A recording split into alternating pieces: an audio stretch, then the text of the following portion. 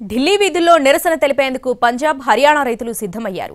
మరికొన్ని గంటల్లో చలో ఢిల్లీ కార్యక్రమం ప్రారంభం కాబోతుంది. మరోవైపు పంజాబ్ హర్యానా హైకోర్టు సూచనలతో రైతుల ఉద్యమం ఎలాంటి టర్న్ తీసుకుంటుందనే ఉత్కంఠ నెలకొంది.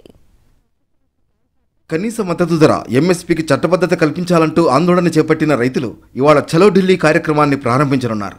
వివిధ ప్రాంతాల్లో ఉన్న రైతులంతా ఉదయం 11 గంటలకు ఢిల్లీ దిశగా బయలుదేరుతారని రైతుల సంఘాల నేతలు స్పష్టం చేశారు. ఢిల్లీ విధులతో పాటు పార్లమెంట్ ఎదుట నిరసన తెలుపుతామంటున్నారు రైతులు.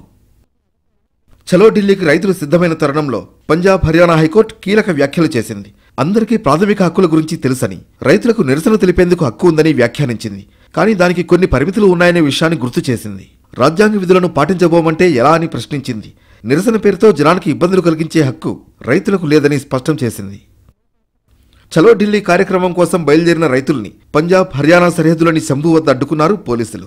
బ్యారికేడ్లు, ఇనుప కంచెలతో పాటు కాంక్రీట్ దిమ్మెలను ఏర్పాటు చేశారు. దీంతో వారం రోజులుగా అక్కడే ఉండిపోయారు రైతులు.